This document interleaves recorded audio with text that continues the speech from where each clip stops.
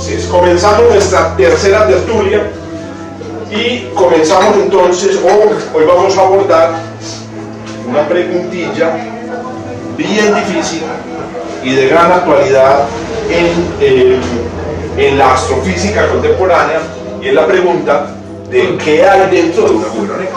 Correcto. Vamos a empezar a hablar de estas dos tertulias. ¿Cómo? Para dummies. Sí. Pues, intentamos que sea para dummies.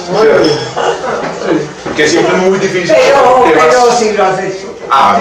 Me alegra. Hay cosas que van a ser siempre, digamos, van a ser siempre los Ramiro. Es que los Rodrigo. Bien, no. Bueno, muy bien. Entonces, obviamente, una pregunta tan amplia y tan específica, como esta, exige que primero respondamos unas preguntas previas. La primera pregunta importante que hay que responder. La primera pregunta que tenemos que responder naturalmente es ¿qué demonios es un agujero negro? Antes digamos, de responder qué hay adentro, tratemos de acercarnos un poco a este concepto. Aquí hay un huequito. Bueno, yo sé que todos tenemos más o menos una idea básica sobre esto. A ver, ¿qué ideas pueden existir, digamos, antes de que comencemos sobre este concepto? Así rápidamente, lo mismo que le dieron a la cabeza. ¿Qué es un agujero negro? Lucho, usted lo primero que le diga a la cabeza, ¿no? Una cosa negra. Una cosa negra. Un hueco negro. Un hueco negro. Entonces, responder con el, digamos, con el nombre. Exacto. Eso. Ahí, trascendiendo al nombre. ¿Qué es un agujero negro? Sitio de infinita gravedad. Un sitio de infinita gravedad. Un roto en el espacio-tiempo. Algo que se traga. Algo que se traga todo. Algo que se traga todo. Hasta la luz. O si se traga la luz, se traga ya todo. Que la luz es lo máximo. Correcto. Bueno, muy importante entonces que partamos de eso, de lo que entendemos solamente, porque lo que vamos a hacer hoy, que a propósito, hoy digamos, el tema, digamos, que preparé para hoy es bastante de física, ¿cierto? Y menos de astronomía. Y el próximo va a ser más de la astronomía de los agujeros negros. Don José. ¿Y a dónde van todas esas partículas o astros que se comen las huevas? Exacto. O sea, si es un hueco, si todo es atrapado, ¿a dónde va a parar? La respuesta más rápida es adentro. O sea, el interior del agujero negro contiene todo lo que se ha tragado en la historia. ¿Hay agujeros blancos? Podría haber agujeros blancos, esa es otra pregunta. La respuesta Una explosión. a la pregunta de si hay agujeros blancos es hasta ahora que no. Pero es una explosión. Y la razón es que los agujeros blancos tienen una propiedad autodestructiva. O sea, el agujero negro es capaz de recoger materia en un solo lugar, pero eso no es, digamos, no implica su propia autodestrucción. No habría manera que un agujero negro se destruya a sí mismo por su propia gravedad. No se puede tragar a él mismo. En principio, un agujero negro es algo que se ha tragado a sí mismo. Por definición, todo se lo ha tragado y él es el resultado de ese proceso. Pero un agujero blanco es uno que tiene capacidad infinita de expulsar lo que hay dentro de él. Entonces, de entrada, un agujero blanco tiene capacidad de expulsarse a sí mismo. Entonces, en física se sabe, y en astronomía, que los agujeros blancos no pueden existir porque se dice son inestables. Usted llega y construye un agujero blanco, aunque en la teoría se puede, y él en una fracción de segundo desaparece. Entonces, una cosa que desaparece inmediatamente, aunque pueda existir en la naturaleza, no es de interés astrofísico. Comencemos con esta imagen inspiradora de Newton.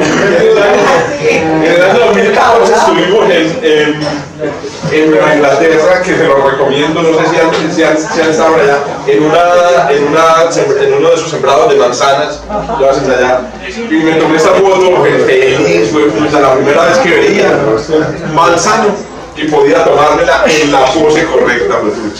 Bueno, muy bien. ¿Por qué la foto? ¿Por qué el tema? La razón tiene que ver con el hecho de que el origen de la idea de los agujeros negros, digamos, nació básicamente en una experiencia autobiográfica de Newton, que se cree que es apócrifa, que fue más bien Newton como tratando de explicarle a un biógrafo en un tiempo cuando él no se había muerto todavía, la manera como había llegado a las ideas sobre la gravedad. La historia es muy conocida por todos nosotros, ¿cierto? Newton sentado bajo un manzano, que a propósito el manzano se murió lamentablemente, pero todavía se conserva la finca en la que estaba el manzano, y entonces hay tours, o sea, usted va a Inglaterra, va al centro de Londres y lo llevan hasta allá, 2 horas en tren, y lo llevan a la casa de la tía de Newton, donde estaba el manzano, ¿cierto? Y le muestran a uno un árbol, el árbol ya no es el manzano original, pero bueno. Entonces, y básicamente, repito, entonces Newton cuenta que estando en un manzano, eso fue en la época en la que la peste llegó a Inglaterra, entonces ellos los despacharon de la universidad a la casa. Él llegó a la idea, digamos, genial, que está en el corazón de la teoría, digamos, de la gravedad de su autoría, y es la idea de que el fenómeno por el que, o sea, que explicaba la caída de los cuerpos cerca de la superficie de la Tierra, explicaba también los fenómenos celestes. Hubo una revolución grande en la historia de la física, porque durante más de 2500 años hubo una separación clara entre los fenómenos que ocurrían en la Tierra y los fenómenos que ocurrían fuera de la Tierra. Había un mundo sublunar y un mundo supralunar, y esa separación había sido un gran inconveniente para estudiar el universo. Newton, digamos, rompió con eso, y lo hizo mostrando entonces, repito, que la caída de la manzana y de la luna tienen una relación física. Ahora, ¿cuál es esa relación? Para explicar esa relación, Newton se inventó un famosísimo experimento mental. Es un concepto que se inventó también Einstein, y es que para uno explicar o construir una teoría no necesita necesariamente hacer experimentos en el laboratorio. Uno siempre imagina a los científicos metidos en el laboratorio con bata haciendo experimentos, pero realmente la historia de la ciencia ha estado plagada de científicos que nunca los cogió la luz, científicos que nunca se ensuciaron las manos y que aún así crearon teorías espectaculares. ¿Cómo va a crear una teoría si no le consulta al mundo? Bueno, uno puede consultarle al mundo, hacer experimentos sin necesidad de tocar el mundo. ¿Por qué? Porque básicamente un experimento mental es una situación en la cual usted conoce unas reglas elementales sobre el mundo, unas reglas básicas sobre el mundo, y empieza a encadenarlas para producir, digamos, el resultado que busca. También el experimento mental, que creo que también lo conocieron muchos de los que están aquí, que han pasado seguramente por cursos de física o en el colegio, etc. El experimento mental de Newton era el siguiente: cojamos la Tierra, ya se sabía obviamente que era un cuerpo esférico, la Tierra es esférica, pero digamos es una esfera achatada, en el tiempo Newton ya sabía, y él decía, cojamos la Tierra esférica y vámonos para la cima de una montaña, ¿cierto? Aquí están los Andes y obviamente la montaña está un poquito exagerada, y cojamos un cuerpo y lancemos el cuerpo en dirección paralela al piso. Correcto, es decir, básicamente usted lance, por ejemplo, una manzana o dispara, ¿cierto?, una bala desde la cima de la montaña. Entonces pregunta Newton, ¿qué pasa si uno hace esto? Y aquí es donde uno habla de un experimento mental. Él no lo hace directamente, pero todos sabemos cuál es la respuesta. La bala sale disparada y empieza a caer hacia la Tierra y describe pues, una trayectoria parabólica que todos conocemos y finalmente cae en la superficie de la Tierra. Pero miren, él no hace el experimento, no tiene la montaña, pero uno sabe que esto es lo que va a pasar. Muy bien, a continuación dice Newton, listo, pero ¿qué sucede si la velocidad de la bala se incrementa? ¿Qué pasa si yo lanzo la bala a una velocidad mayor? Lo único que pasa, dice Newton, si usted aumenta la velocidad de la bala, es que la bala cae más lejos. Pero el movimiento que sigue la bala sigue siendo de la misma más o menos naturaleza que al principio. Inclusive hay una situación aquí que no mostré, y es el caso en el que yo simplemente suelto la bala. Si yo suelto la bala simplemente, pues la bala coge en línea recta hacia el piso. Entonces todos estos movimientos están relacionados y son el mismo, es un movimiento de caída. Ahora, ¿por qué avanza la bala? Porque tiene una inercia. En dirección horizontal tiene inercia, pero básicamente lo que estoy viendo aquí es la caída de la bala. ¿Qué sucede? Sigamos aumentando la velocidad y aquí el experimento se va volviendo un experimento verdaderamente mental. Ya hacer esto no es tan fácil, mucho menos en el tiempo de Newton. Si yo sigo aumentando la velocidad, entonces miren la nueva variable que aparece en el experimento. Resulta que ahora la distancia que recorre la bala horizontalmente es tan grande que la curvatura de la Tierra, digamos, se atraviesa en el experimento. Si la Tierra fuera una tabla completamente plana, incluso con cualquier velocidad, eventualmente la bala caería sobre la superficie plana. Pero como la Tierra se curva debajo de la bala, lo que sucede es que cuando la bala va a tocar la Tierra ya se ha volteado, ya se ha corrido, como que le corrió, se le escapó. Entonces, como resultado, la bala sigue cayendo, todo el tiempo la bala está cayendo, de esto tenemos que convencernos, todo el tiempo la bala está cayendo, y eventualmente, dependiendo de la velocidad, pues tocará la superficie de la Tierra. ¿Correcto? Muy bien, entonces Newton dice, si usted a este punto ha seguido el experimento y cree que es realizable, entonces estará de acuerdo conmigo en entender que si yo le aplico una velocidad suficientemente grande a la bala, eventualmente va a pasar esto. Y esto sí es increíble, porque esto significa, primero, que la bala sigue cayendo. La bala cae, durante todo el movimiento cae, pero nunca llega a la superficie de la Tierra. Entonces aquí aparece una contradicción, pero a ver, un momentico. Si la bala cae, ¿cómo es que no toca la Tierra? Y entonces, de nuevo, la razón es que la Tierra se le quita. La bala cae, pero la Tierra le quita. Cae, pero se quita. Y se quita la misma cantidad en la que ella cae. Satélite. Ahora, exacto. Entrar a órbita. Para el que lanzó la bala, ¿qué pasó? La bala nunca cambió de altura. La bala se mantuvo siempre a la misma altura y recorrió una trayectoria circular. Y fue en este punto en donde Newton dice, es el mismo fenómeno. Una manzana que cae de un árbol obedece el mismo fenómeno en el fondo que la luna. Y ese momento, muchachos, es el momento, digamos, un momento de conexión, digamos, entre dos sectores del universo que habían estado completamente separados. Con un experimento mental tan elemental como este, y una tarde en una manguita debajo de un árbol, según Newton. ¿Qué ibas a decir, Luz? Sí, que si siempre sigue la curvatura, y puede que no pueda seguir para abajo. En realidad, obviamente, va a depender de qué velocidad le des aquí. Ajá. Depende muy críticamente de qué velocidad le des Mejor aquí. dicho, es eventual. En este caso, si vos le das una velocidad un poquito menor que esta que llamamos en física la velocidad circular, la bala puede dar, digamos, una vuelta y finalmente caer por aquí. Correcto. Pero si la velocidad se la das exactamente igual a la que llamamos la velocidad circular, la bala llega exactamente a la misma, a la mitad. Esto quiere decir que si vos disparas con una pistola en el vacío, ¿cierto? Y le das la velocidad circular, te matas por detrás. Es una forma de suicidio.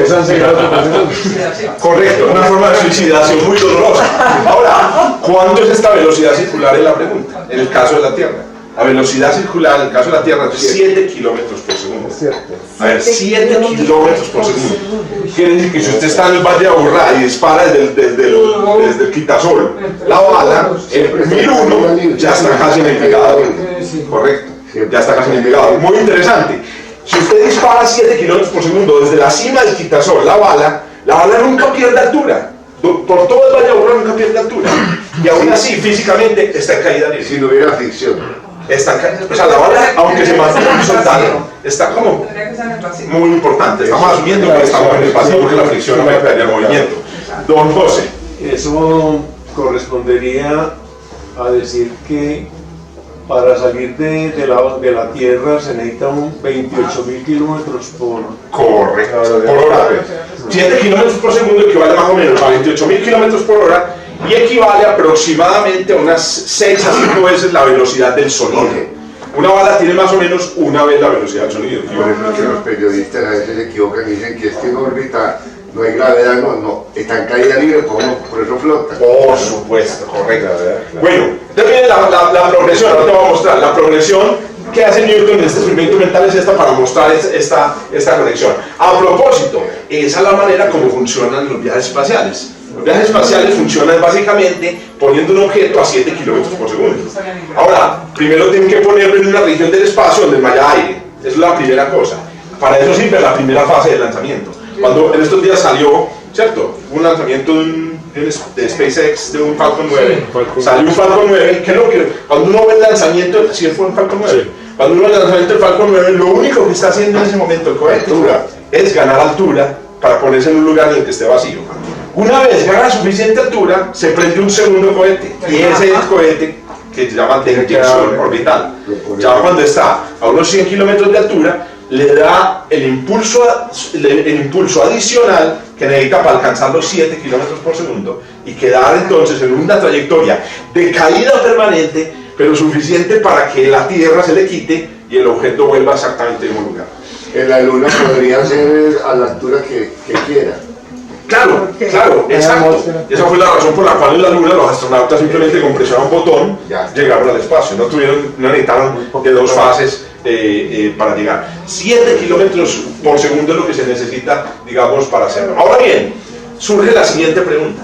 A ver, vamos a ver cómo estamos con esta idea. Preguntó Newton. Bueno, eso es si yo lanzo una bala o si yo lanzo una pelota. Pero ¿qué pasa si yo lanzo un vehículo grande? O si yo lanzo una partícula de polvo con la misma velocidad, ¿funcionaría igual o depende de la masa? ¿Ustedes qué dicen? A ver, vamos a hacer, los que de pronto conozcan la respuesta porque la vieron en los cursos de física, pues, pero alguien que de pronto se anime a decir, Los de física si yo lanzo cuerpos de distinto tamaño, el resultado será el mismo. Yo no creo. Si tiene la velocidad, No sé, Si tiene la velocidad es suficiente, para mí sí. o los más grandes necesitan más velocidad. No, todos con la misma velocidad. Si tiene, Yo no sé nada de física. Por eso, pero me supongo ¿qué intuyes? que es distinto el polvo a algo pesado. Un granito de polvo necesitaría menos o más velocidad. Necesitaría más velocidad. Más velocidad. Recuerden, estamos hablando de cero aire. Vacío, Muy importante, porque si hay aire, esa cosa se complica mucho. Estamos hablando del vacío. Correcto. Bueno, O sea, la forma de preguntar también, si yo lo suelto, ¿qué cae primero? resulta que la respuesta a esta pregunta está profundamente relacionada con un famoso experimento que todavía no sabemos si fue un experimento mental. También se dice que fue ficticio. Exacto, fue un experimento ficticio, es otro nombre, experimento ficticio del lanzamiento de dos grandes bolas, de dos bolas de masas diferentes de la cima de la torre de Pisa. Si usted lanza dos cuerpos de Pisa, si usted lanza dos cuerpos, No, pues una pluma y una pluma y una como un negro que pueda ayudar. Una pluma y Esa, aquí está. Un objeto. Oye, si yo lanzo, mira, la masa de esto es muy pequeña. Y lanzo este libro. Entonces, en principio, en la antigüedad, en la física aristotélica, la idea era, como este cuerpo contiene más tierra, llega primero, claro. Lo curioso es que pasamos, y los filósofos escolásticos durante la Edad Media, teniendo la posibilidad de comprobarlo nunca lo hicieron. Es decir, bueno, Lo que pasa es que la experimentación se veía como conceptualmente más de un nivel menor. O sea, era el desarrollo teórico lo que le daba nivel como a la ciencia. La experimentación se veía algo como vulgar. claro, sí, o sea, durante la Edad Media. correcto, fue la Edad Media en la Europa cristiana. El caso es que, de todas maneras, si yo me imagino siendo un filósofo, digamos, del 800, un filósofo cristiano, un teólogo cristiano, no me imagino sosteniendo una doctrina que claramente es contraria a la experimentación, a la observación. No importa la masa, los dos cuerpos caen al mismo tiempo. El libro no es afectado. Una pluma o una bola de plomo en el vacío. Correcto. Ustedes conocen un experimento famoso realizado en el Apolo 17, ¿cierto? Por Harrison Smith. Si dos cuerpos de masa diferente caen al mismo tiempo y esto es caer, entonces la situación debe ser exactamente la misma. Si usted lanza un gran vehículo, una piedra, o si lanza un grano de polvo, es exactamente la misma. Y esto es muy interesante, e incluso en el mundo de la física tiene un nombre. A este fenómeno, a esta independencia del movimiento en la gravedad, de independencia de la masa, se le llama el principio de equivalencia. Y es uno de los principios físicos más conocidos en la historia de la física y no es trivial, no es una cosa trivial. No todas las personas que no han tenido contacto con la física intuyen inmediatamente que eso sea así. Por eso es que en la antigüedad la cosa fue naturalmente, no, el que tiene más debe caer primero. Y usted le pregunta a niños, por ejemplo, que no han tenido contacto con la educación o con los documentales, y siempre cae primero el objeto más pesado. Una cosa. Ahora, ¿qué pasa? El principio de equivalencia, curiosamente, como lo decía Rodrigo, pero me estoy psicoanalizando aquí, pero psicoanalizando, ¿por qué le estoy diciendo Ramiro a Rodrigo? En el coloquio, ¿quién es un Ramiro? ¿Hay un Ramiro en el coloquio? No. Bueno, a ver. No, el más humilde. El más humilde. Es Rodrigo, Oiga, pues, el Cid. el principio de equivalencia es lo que explica la apariencia extraña de lo que ocurre en los transbordadores espaciales, en la Estación Espacial Internacional. ¿A qué me refiero con una apariencia extraña? Que las cosas flotan. La gravedad, la intensidad de la gravedad a la altura de la Estación Espacial Internacional está a 300 kilómetros de altura. Eso no es nada. A esa altura la gravedad es más o menos la misma. Si usted está quieto, metido en un cajón, quieto, algo lo está sosteniendo, de alguna manera lo mantiene quieto, allá las cosas caerían casi exactamente con la misma velocidad que acá. ¿Por qué se deben entonces flotar? La razón por la que se deben flotar es el principio de equivalencia. ¿Qué sucede? Toda la cabina del transbordador de la estación pesa miles de toneladas. Esta pizza pesa algunos gramos, este pesa algunos kilogramos. Pero como no hay ninguna diferencia entre el camino, la velocidad que necesitan cuerpos de gramos, kilogramos y toneladas para moverse por una trayectoria, todos se mueven al unísono por la misma trayectoria. Entonces lo que uno ve cuando los astronautas están jugando con cosas en la Estación Espacial Internacional, lo que uno está viendo ahí son objetos que van a 28.000 kilómetros por hora hacia adelante, cayendo hacia la superficie de la Tierra exactamente con la misma velocidad. No es un asunto de ingravidez. Ahí no hay ingravidez, incluso no se habla de ingravidez, sino que en ese espacio se habla de microgravedad. Es microgravedad y no ingravidez. En este momento, este pedazo de pizza, este señor y la estación van a 7 kilómetros por segundo. Bueno, no importa tampoco. ¿Cómo dices? La altura. La altura no la importa. distancia. No importa Nada. la distancia, nada. Si vos estuvieras en la órbita geoestacionaria, metido en una estación espacial, moviéndote en órbita alrededor de la Tierra, todos adentro y moviendo la misma velocidad. Pero el efecto de la órbita terrestre es hasta qué distancia más o menos. Cuando ya la gravedad de la Tierra ya no... Interesante. ¿Te acuerdas que lo mencionamos con los asteroides? O te recuerdo, se llama la esfera de influencia, que es más o menos, si lo recuerdas, más o menos 2 veces la distancia de la Luna. Cuatro distancias lunares, lo habíamos dicho, 4 distancias lunares. Pero siempre, este fenómeno siempre que esté en órbita, si va, digamos, de la Tierra a la Luna y está acelerado, ya cambia Es todo. otra cosa. Muy interesante. En realidad, siempre que los cuerpos se estén moviendo bajo la influencia de la gravedad, pasa exactamente lo mismo dentro de la nave. Si no hay prendido ningún cohete, si el movimiento es un movimiento bajo la influencia de la gravedad, dentro se va a experimentar exactamente lo mismo. Por eso es que algunos viajes espaciales se complican, porque esa situación de estar a la misma velocidad que la nave hace que vos no utilices tus músculos, porque para vos desplazarte en el mundo aquí en la Tierra, vos tenés que utilizar un montón digamos, de partes de tu cuerpo, incluyendo el corazón, que tiene que bombear la sangre, que llegue hasta los pies, que la sangre se devuelva, ¿cierto? Entonces, cuando vos estás así, como la sangre de tu cuerpo, de tus pies, etcétera, va a la misma velocidad, el corazón no tiene que bombear tan fuerte, entonces se debilita. Los huesos ya no tienen ninguna función de soporte, porque soporte contra qué se debilita. Entonces, claro, los viajes espaciales sometidos a la gravedad de los planetas implican un riesgo grande para el cuerpo humano.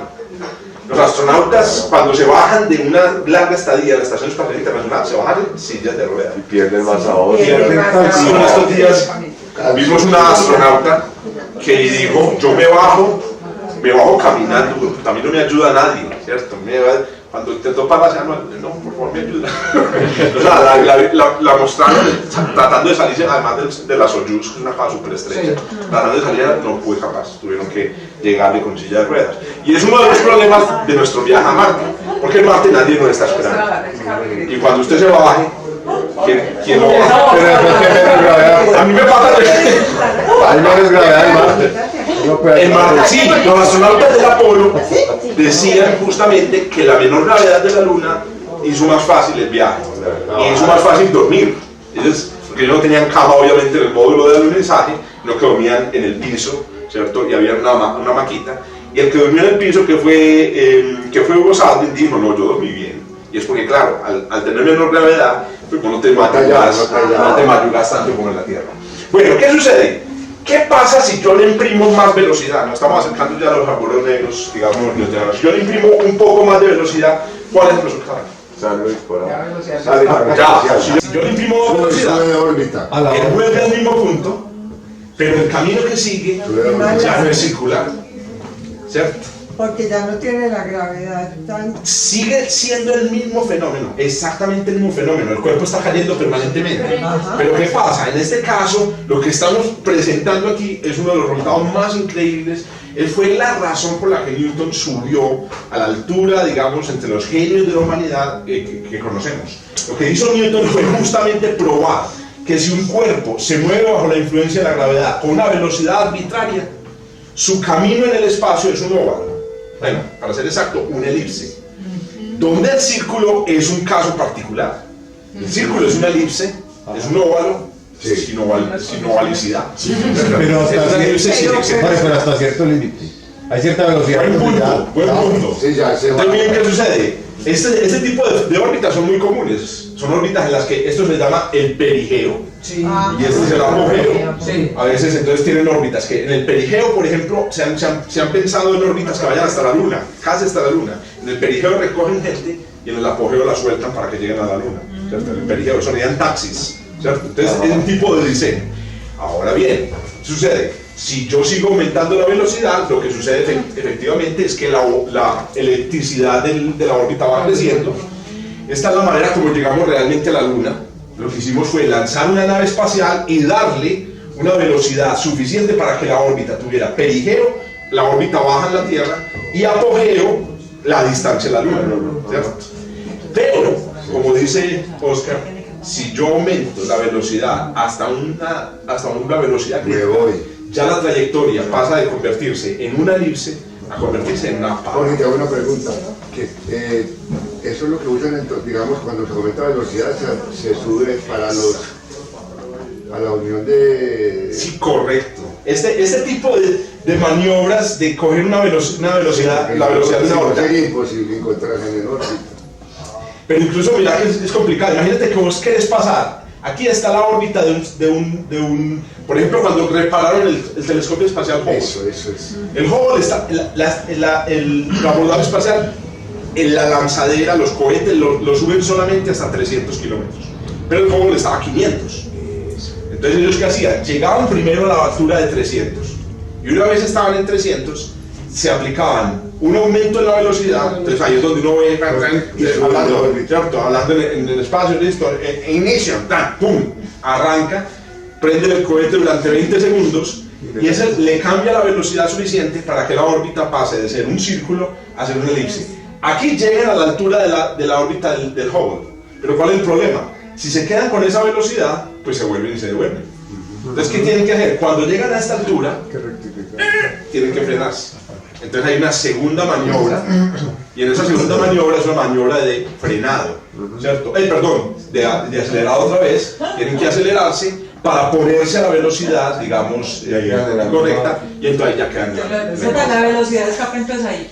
Claro, ¿Dónde está? entonces, miren pues, estamos para la órbita circular 7, 8, 9, y usted sigue subiendo, y eso va dando más elipticidad. Para llegar a esta órbita, que es una parábola, que a propósito ahí solamente hay media parábola, la parábola es completa, es esta. Sí, nunca. ¿Cierto? Esta es la parábola completa, la que uno le dibujan en los libros. Lo que pasa es que la parábola completa es falsa, eso no existe. O sea, en realidad, si usted le aplica esta velocidad, él se va por acá y en principio debería regresar por aquí, pero es que la parábola es una trayectoria abierta. O sea, esta parábola se va hasta el infinito, correcto. A la velocidad necesaria para ponerse sobre una parábola, esa es la que nosotros llamamos la velocidad de escape. La velocidad de escape entonces es la velocidad que una nave espacial tiene que alcanzar para ponerse sobre una trayectoria parabólica.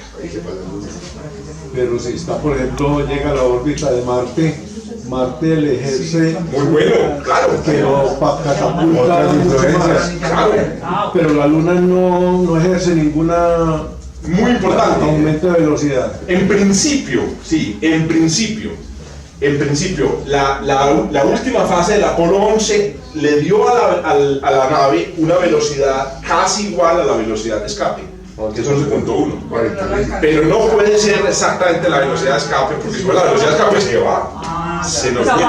para el viaje a la luna no se va a utilizar Para unir todas las naves interplanetarias les tiene que dar mayor velocidad que esta. Ahora, muy importante del José, usted tiene que apuntar. Usted tiene que garantizar que la parábola pase por donde debe. Entonces, los que diseñaron el viaje a la luna, en una época sin computadores, bueno, los computadores eran damas. Y damos, eran damas y damos, ¿no vio en la película? 16K de Hidden Figures. Oiga, Jorge, 16K de memoria. Eso, había computadores en las naves, pero para hacer estos cálculos de trayectoria básicamente eran a mano. Eran a mano. Ellos tenían que calcular que la parábola pasara cerca a la luna.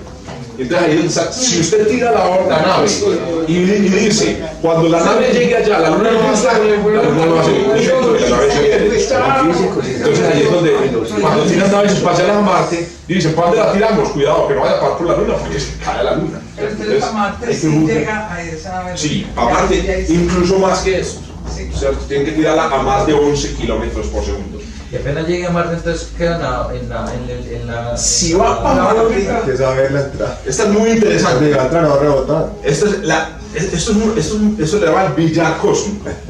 Porque resulta que la trayectoria es parabólica, pero parabólica respecto a la Tierra. Apenas la órbita se ha alejado lo suficiente de la Tierra y ya la gravedad de la Tierra no actúa sobre ella, empieza a mandar el Sol. Una trayectoria que es parabólica respecto a la Tierra ya no es parabólica respecto al Sol, sino que es elíptica. Entonces lo que sucede básicamente es que la nave escapa de la esfera de influencia y sale a una órbita elíptica alrededor del Sol. Y para ir a Marte hay que tratar de cuadrar esta velocidad para que la órbita elíptica sea la adecuada para llegar a Marte. Entonces las ondas que van viajando fuera Del sistema del sistema solar las mantienen prendidas. Muy buena. Para poder tenerlas que no coman ningún orden. Esas utilizan otro método que es combustible gratis. Y es que si usted pasa, ahorita que lo mencionó José, que es una posibilidad muy interesante, si usted pone la parábola y la hace pasar cerca a la luna, pero no muy cerca, y en cierto lado, la luna atrae la nave y le aumenta la velocidad. Y eso hace que la luna termine siendo un empujón. Entonces, a las naves que salieron del sistema solar las empujaron Júpiter y Saturno. Ellas fueron, eso se llama asistencia gravitacional y es un truco, porque el combustible para salir del sistema solar es muy costoso. Muy costoso. Y las que mandan a los cometas. Las que mandan a los cometas que tienen órbitas. Los cometas tienen órbitas elípticas también, o sea, los que hemos visitado. Nunca hemos visitado uno que venga de otra, precisamente por eso. Ahora que pasó Oumuamua, que era un cometa que venía de otro sistema Que solar, dicen que es una no nave lo extraterrestre. alcanzaba ni el hijo de puta. Jorge, pero los cálculos. Ay, qué pena, José. José, mal cookie. Ah, bueno, gracias. No más. No, yo digo, no sé, pero...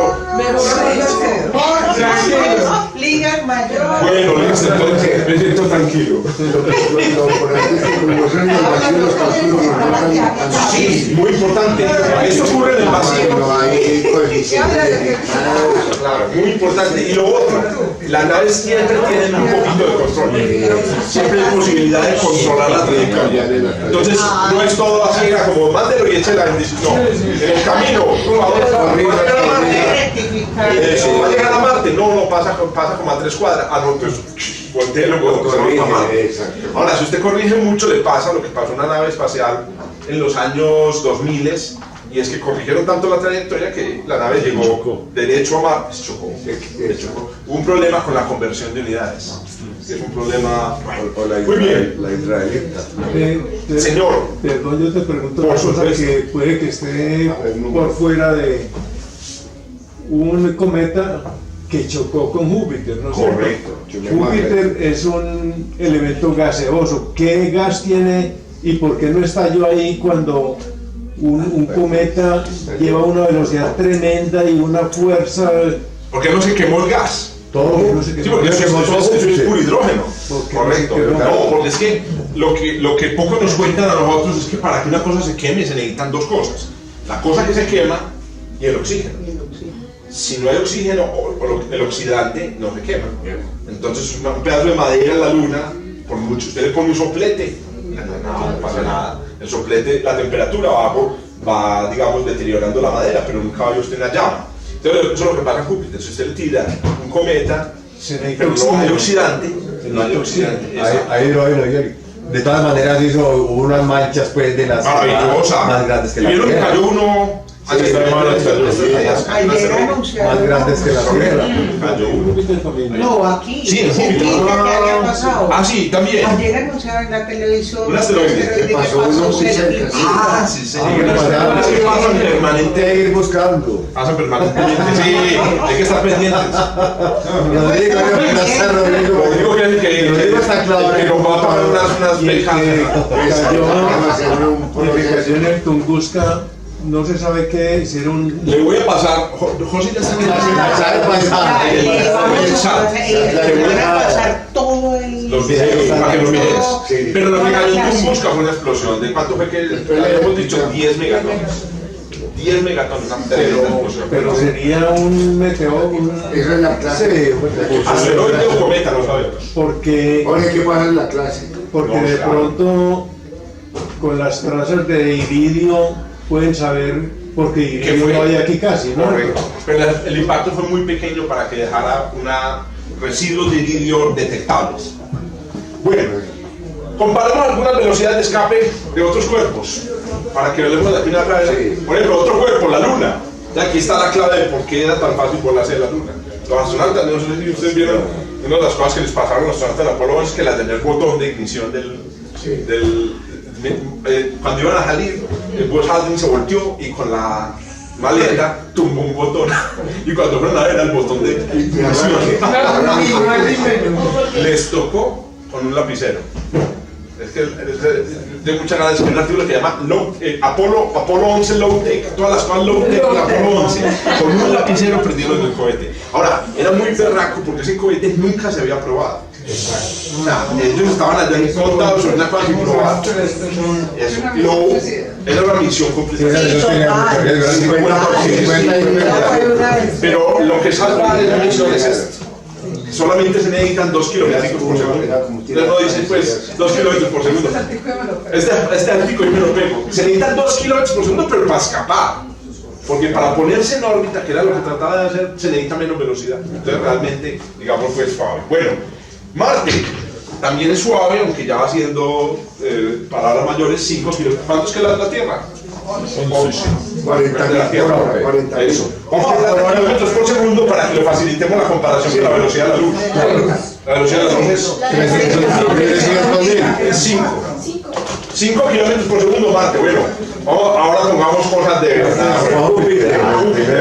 Júpiter debe ser una barbaridad. En Júpiter es una barbaridad. Buenas películas de ciencia ficción. Odisea 2001 y Odisea 2010. 2001 es La más espectacular. Y 2010 también muy bacana porque 2010 es una misión de rescate.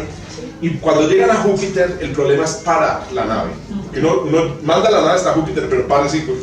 La mayoría de las naves siguen derecho. Toman fotos y se ve.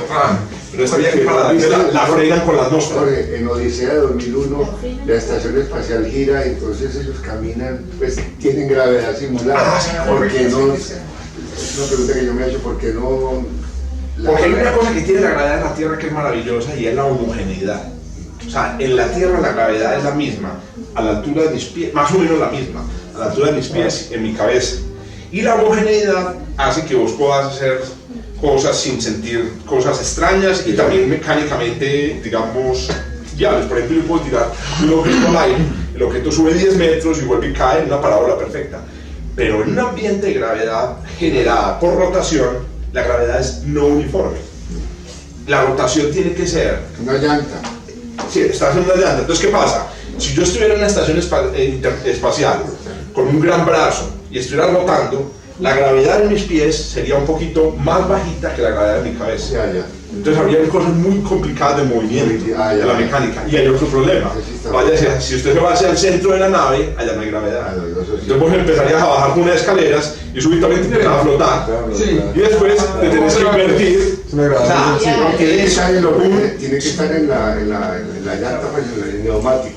¿Saben dónde vive un buen sistema de gravedad artificial? En El Bosque Oscuro, el segundo libro de la trilogía del problema de los tres cuerpos. Lo voy a buscar. Trisolariano, Sí, una belleza. eso debe ser muy bueno. Es súper como. Debe ser muy bueno sentirse así. Eso debe Está ser. aquí No, está en la librería. sí, creo que. Creo que lo digo lo compro aquí. Sí. El problema de los tres Sí, cuerpos. aquí lo compré. Pero no sé si todavía hay ejemplares. Y quedan uno, sí. Eso. Yo tengo uno Muy guardé. fuerte. Pero se les puede traer. Bueno, cuando usted ve un asteroide impactando a Júpiter, como el asteroide no viene de órbita alrededor de Júpiter, o el cometa, llega con una velocidad mayor que esta.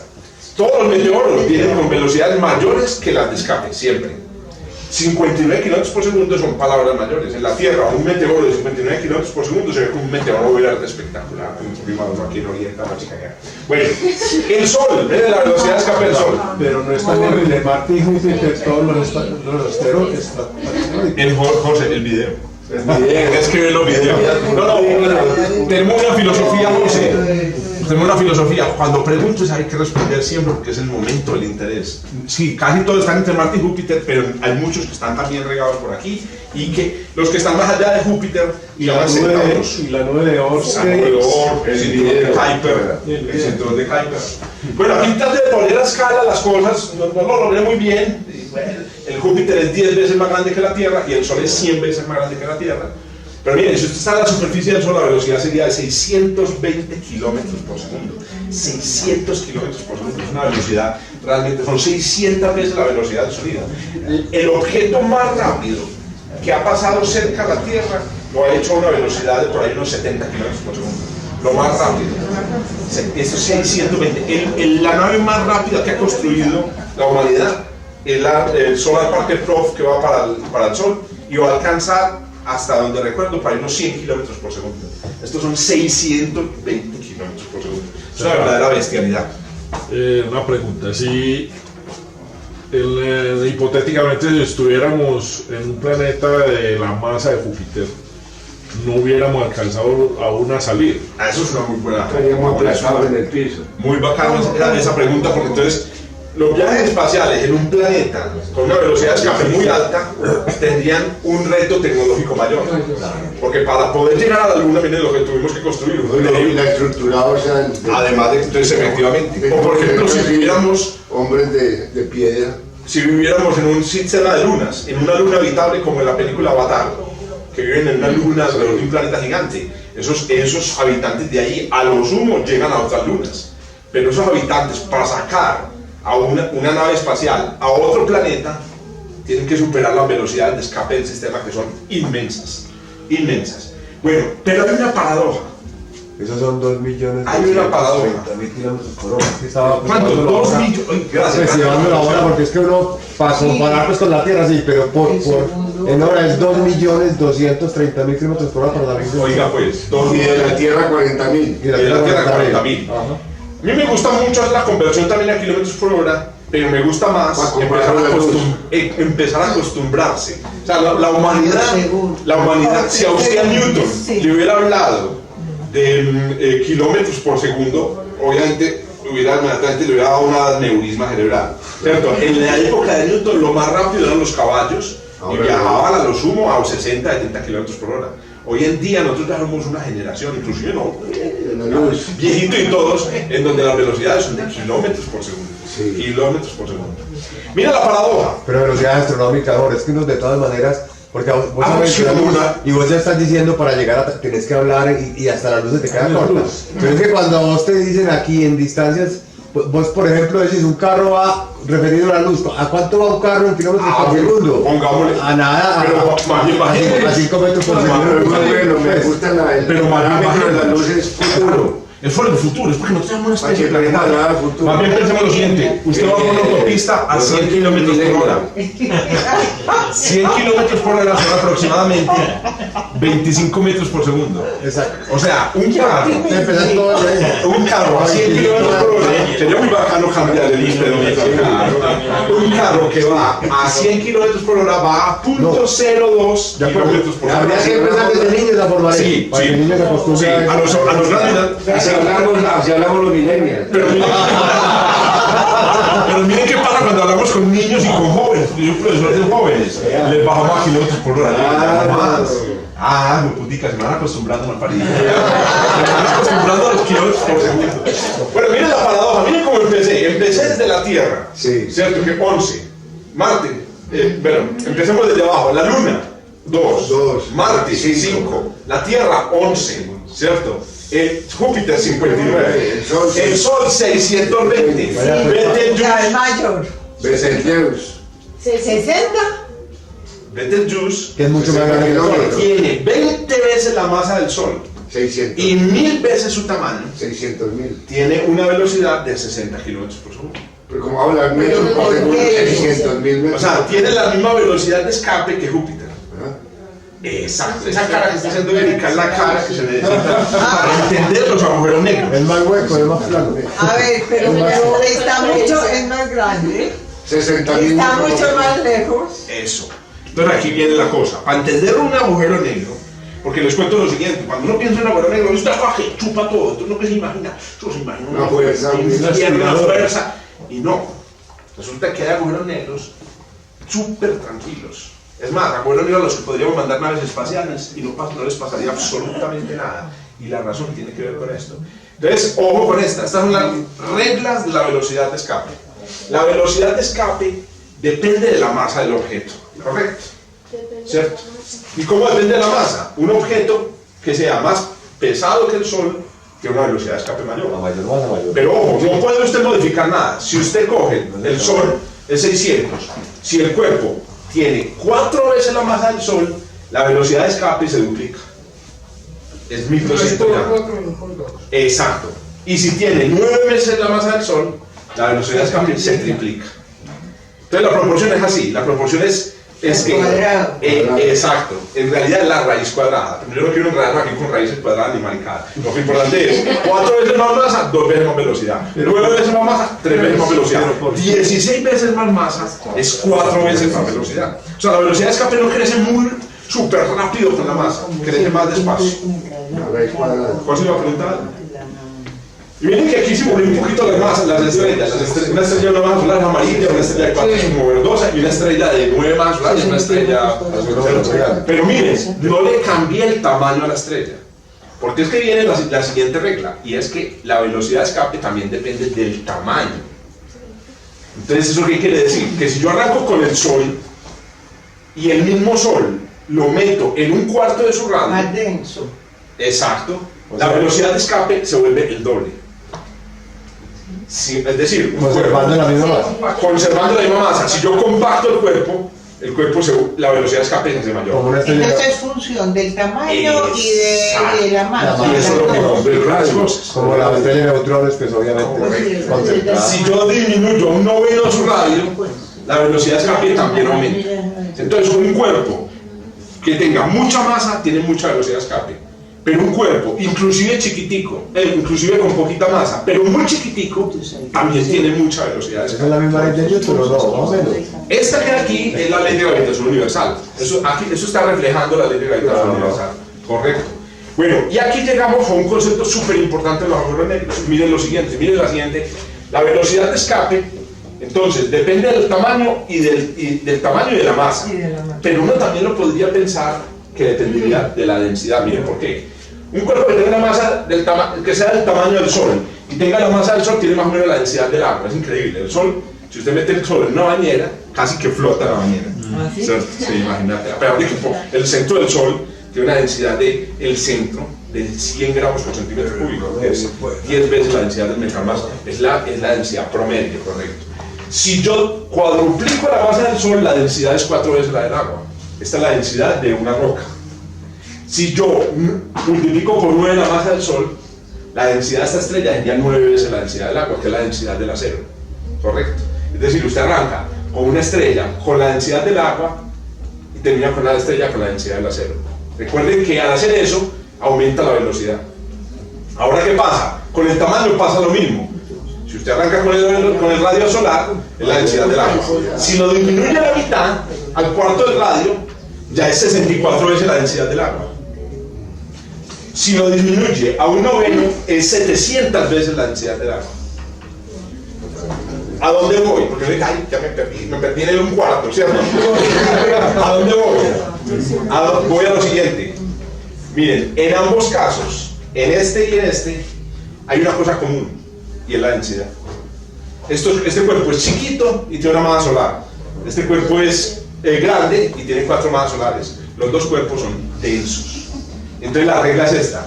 Los objetos densos tienen grandes velocidades de escape. Una definición de un agujero negro entonces tiene que ver con la densidad. Los agujeros negros son objetos densos. Objetos que o son muy chiquiticos para su masa o son muy pesados para su tamaño. Pero Jorge, si vos me quedó lo de Betelgeuse. ¿Por qué? Exacto. Porque es muy grande y porque o es que tiene muy poca densidad. Eso, entonces, ¿cuál es la razón por la que Betelgeuse tiene una velocidad de escape tan bajita? La densidad. Y no es casi todo hidrógeno y helio como... Es muy poco densa. La densidad de Betelgeuse es muy... Acuérdense, entre menos denso sea el objeto, ¿cierto? Más pequeña su velocidad de Pero escape. si casi todo es hidrógeno y helio las No, estrellas. entonces mira qué pasa. La cuenta El es Sol sí tiene mucho elemento. Betelgeuse tiene La temperatura. 20 veces la masa del Sol. Uy, qué susto. Sí, pero 1000 veces su tamaño. 1000 veces el tamaño es 1.000.000 de veces el volumen. Entonces sube 20 la masa, pero 1.000.000 de veces el volumen. En realidad la densidad de Betelgeuse es súper bajita. Incluso algunos dicen que si usted viajara a Betelgeuse y llegaría, usted sería como los niños. Ya mero llegamos. Ya hace rato, está más adentro. Pero la única razón por la que usted sabría que está en Betelgeuse es porque lo rodearía luz por todo lado y ya se evaporaría. La temperatura en Betelgeuse, la temperatura es de 3000 grados.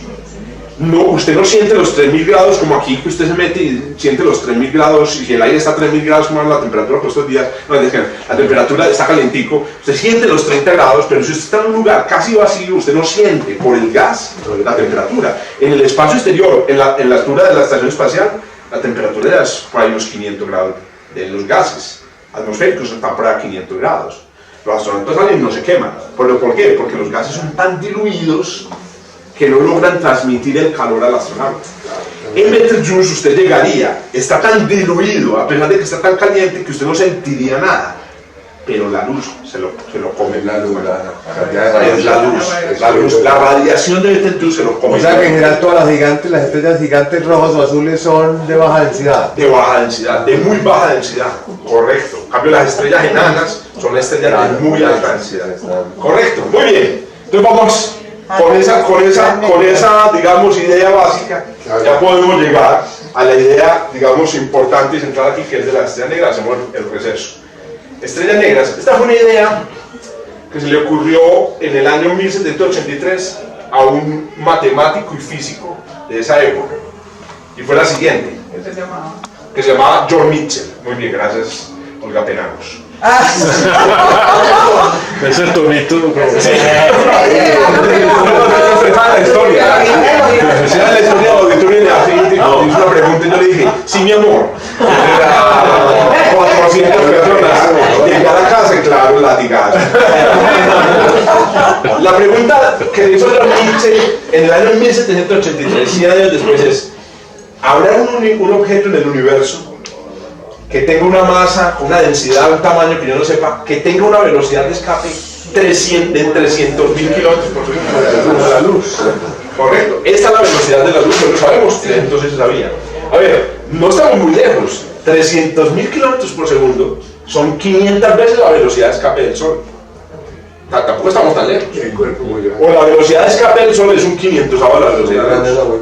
Entonces, a ver, exacto, empezamos por una cosa sencilla. Teniendo el mismo tamaño del Sol, ¿cuánta masa tendría que tener para alcanzar una velocidad de escape de 300.000 kilómetros por segundo? Teniendo la misma masa del Sol, ¿cierto? El objeto tendría que tener, entonces acuérdense, si tiene 4, son 2. Si tiene 9, ¿cierto? Son 3. Para alcanzar, no puse la respuesta. Jorge, pero no era para alcanzar, la masa del Sol, sino el mismo volumen. Para alcanzar, teniendo el mismo volumen del Sol, para alcanzar la velocidad, tendría que tener, ojo pues, 500 al cuadrado veces la masa del Sol. Eso sí. 500 al cuadrado son 25 por 10.000, o sea, 25.000 masas solares. Que eso es muy fácil conseguirlo. Una estrella, entonces ojo pues, tomen nota por si alguna vez de pronto lo necesitan. Una estrella del tamaño del Sol, pero con 25.000 masas solares, tendría en la superficie una velocidad de escape igual a la de la luz. Ahora, ¿por qué no es este diagrama? Estas son las estrellas, algunas de las estrellas, entre ellas de las más grandes. Esta es la estrella más grande que existe en el universo. Aquí el Sol está perdido en medio del cosmos, están las estrellas más grandes. Ninguna de esas estrellas tiene más de 100 masas solares. Muy poco de Y necesitamos 25.000. Y las de neutrones.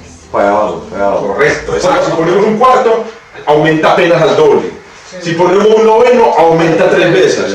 O sea, ¿cuánto tenemos que reducir el tamaño para que nos dé 500 veces más que esto? Una ciudad. Tenemos que reducirlo 500 al cuadrado del tamaño. 25.000. Correcto. Si usted coge el Sol y lo reduce 500 veces, 500 al cuadrado, o sea, lo reduce, ahora me equivoqué, 250.000 masas solares es lo que necesita. Si usted reduce 250.000 veces el tamaño del Sol, la superficie de ese objeto tendría una velocidad de escape de 300 kilómetros por segundo. Miren la densidad 300.000. de 300.000 del que digo. De 300.000 kilómetros por segundo. La densidad de este objeto sería 500 a la 6 veces la densidad del Sol. 500 a la 6 en una calculadora son 1.000 billones de veces la densidad de la gente. Entonces, concentrado en 3 kilómetros de ahí. Correcto. Si usted coge el radio actual, lo dividido por 250.000, eso le da más o menos 3 kilómetros. Una bola de 3 kilómetros. Si usted recuerda 3 kilómetros, ¿cierto? Es... Ese es el asteroide. Es la mitad del tamaño del asteroide Medellín. Bueno, hay una pregunta, pues listo, un objeto que tenga 3 kilómetros y la masa del Sol tiene una velocidad de escape de 300.000 kilómetros por segundo. Pero ¿y qué pasa si el objeto no mide 3 kilómetros y no 1? O sea, si mide 1 kilómetro, en esa situación, ¿qué es lo que sucede? Aquí ocurre una situación muy interesante, que es la situación que nos lleva directamente a la pregunta de qué hay adentro. Y es esta. Si usted tiene el cuerpo del tamaño del Sol, entonces la velocidad de escape es 600 kilómetros por segundo. Pero miren el detalle tan interesante aquí. Si usted tiene un cuerpo que tenga un cuarto del tamaño del Sol, a la distancia a una distancia igual a la superficie del Sol, la velocidad sigue siendo 600 kilómetros por segundo. ¿Sí me entienden? Es decir, cuando nosotros decimos que un cuerpo de un cuarto tiene más velocidad de escape, es en la superficie.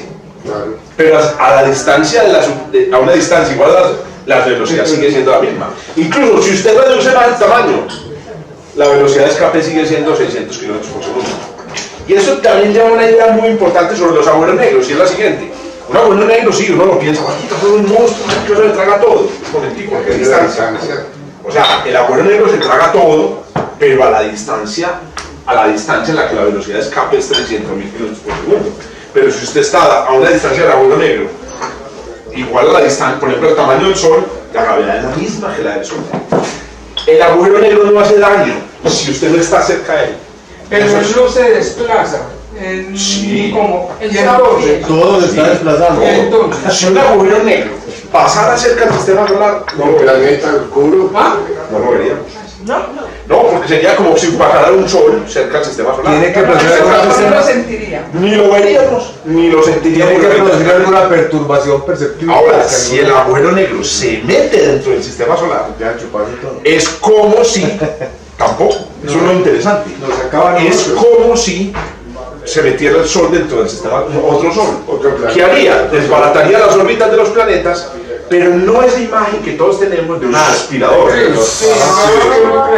¿Por qué? Por esta razón. Porque es que la distancia, si usted se aleja de un cuerpo, la gravedad disminuye. Pero no atrae lo Ese es el suficiente. punto. No es una aspiradora. Atráelo a una distancia respetable, atrae lo normal. No es una aspiradora. Correcto. Personas, dependiendo de la marca que tenga. Tranquila, no, pregunten todo absolutamente. Normalmente cuando uno estudia, donde se quebra las elipses, Sí, ¿cierto? Un correcto. orbita elíptico, dicen que hay dos focos. Sí. Entonces, por ejemplo, uno habla del Sol. Ajá. Entonces, el Sol está ubicado en nuestro sistema Es uno solar de los focos en uno de del- los focos. Sí. Sí, bueno, y el otro foco. Entonces algunos dicen, no, es posible que Ahí está el Nibiru, que sí, que hay otra estrella, sí, que que hay hay otro una objeto. estrella, algo que no se ve para que esté No, en no, equilibrio. no, ¿Eso sí. corresponde a eso o No, no necesariamente? no, en el otro foco no hay nada. Y hay que tener también en cuenta de que nuestras idealizaciones del mundo son fantasiosas. Es decir, cuando Kepler dice que la órbita es una elipse, está diciendo que la trayectoria del planeta se aproxima muchísimo a una elipse, pero no es exactamente una elipse. ¿Por qué? Porque los planetas están perturbados por otros planetas. Por ejemplo, la Tierra, al moverse, está Venus ahí haciendo el bullying gravitacional, está la Luna sacudiéndola, está por allá Júpiter. Como una carretera destapada. Exacto, entonces la órbita no es perfectamente elíptica, entonces por eso ese foco adicional. ¿Qué pasa? Si usted tiene un objeto chiquitico y se aproxima a él, la velocidad de escape empieza a aumentar con la regla. Entonces, mire, la regla que ahorita aplicamos al decir un objeto de este tamaño 600, si lo hace más chiquitico, aumenta la velocidad de escape. Si lo hace más chiquitico, de la superficie, más chiquitico, aumenta la velocidad de escape. Esa misma regla aplica para un solo objeto a distintas distancias. Un cuerpo con la masa del Sol a 700.000 kilómetros tiene una velocidad de 600 kilómetros por segundo. A un cuarto de esa distancia tiene una velocidad del doble. A un noveno de esa distancia tiene una velocidad del triple. Y así es, esa es la regla. Correcto. Esto básicamente es la ley de gravitación universal convertida en velocidades, que inclusive hasta mejor que se enseñaban a uno con velocidades. Es que eso de calcular fuerza. Por ejemplo, yo les pregunto a ustedes, ¿cuál es la fuerza que le hace la Tierra a usted, mi apreciado Lucho? ¿Qué fuerza le está haciendo la Tierra a usted en este momento? No, y el concepto de fuerza. ¿Qué número pone uno ahí? Siguiente pregunta del periodista. ¿Qué fuerza uno pone ahí? No, la respuesta es esta. ¿Cuánto pesa Bob más o menos? Le voy a poner 65. 72. Entonces una manera fácil de responder es la fuerza hace la Tierra es una fuerza de 72 kilogramos fuerza, pero la fuerza se mide en Newton, habría que multiplicar por 10. La Tierra necesita para escaparse. pero sería mucho mejor decir ¿cuál es el efecto gravitacional sobre Lucho? 11 kilómetros por segundo. Cuando usted dice que el efecto gravitacional es de 1800 kilómetros por segundo, usted dice uy, oíste, si sale corriendo a 7, se pone en órbita. Exacto. Bueno, entonces miren qué pasa. Si usted tuviera un cuerpo con la masa del Sol, pero no con 3 kilómetros, sino con menos de 3 kilómetros, a 3 kilómetros de distancia la velocidad sería de 300.000 kilómetros por segundo. Pero adentro la velocidad sería de 600.000 kilómetros por segundo. Entonces la pregunta es, ¿qué pasa si la velocidad es 600? Si usted para moverse 600.000 kilómetros por segundo, bueno, esa fue justamente la idea de John Mitchell. Si usted tiene un objeto más pequeño, con la masa del Sol, pero más pequeño de 3 kilómetros, y pone aquí la luz a moverse a 300.000 kilómetros por segundo, ¿qué hace lo que pasó con el experimento mental de Newton? El objeto sale y en vez de caer en órbita, cae. O sea, la luz dentro de esta región caería, nunca saldría, pero no solamente nunca saldría, nunca queda en órbita, la luz caería. O sea, entonces ahí es donde viene la imagen de un objeto tragándose la luz. Afuera no, es adentro de esa ¿Hay algún objeto, hay algún tamaño para la luz en órbita? ¿Cómo así? La luz queda en órbita. Ah, es muy buena pregunta. Y de eso vamos a hablar la próxima, que llama la paradoja de la fuerza centrífuga. Hay una distancia del agujero negro, que es más o menos, creo, unos 5 kilómetros, en donde usted lanza el cuerpo a 300.000 kilómetros por segundo y la luz queda en una órbita exactamente circular. Siempre de tal manera que a esa distancia de un agujero negro, usted está parado, prende una linterna y se ilumina por detrás. La linterna le da la vuelta al agujero negro. O usted coge los binoculares a esa distancia y se ve. Y lo peor, se ve infinito. Esa es una de las cosas fantásticas de los agujeros negros, que es lo que atrae a los niños, a la gente, a leer a Stephen Hawking. Y es que los agujeros negros tienen una física y una fenomenología alrededor maravillosa. O sea, salida de todo, de todas las. Ahora, pero miren lo que se necesita para llegar a ver eso. O sea, acuérdense que para llegar a ver eso usted tendría que meter al Sol en el espacio del centro de Medellín. Y meter el Sol en el centro de Medellín, ese es el reto más berraco. Jorge, ¿cómo se vería un objeto con la luz orbitando? Ah, esa es súper bacana. Resulta que ya se ha visto, no se ha visto, no. Es una de las maneras como se espera en el futuro comprobar la existencia de agujeros negros. Miren, estoy en agujero negro. Yo soy un agujero negro. Casi tengo la masa, ¿cierto? Y alguien me ilumina desde atrás con una linterna. Entonces llega la luz y pasa por aquí, y resulta que la luz empieza a darme vueltas. ¿Y si es una mujer? También. Bueno, empieza a darme vueltas, ¿cierto? Atraído por mi sex appeal gravitacional, empieza a darme vueltas. Pero dependiendo de la distancia, la luz podría darme una vuelta o 20 vueltas. Y entonces mire lo que sucede.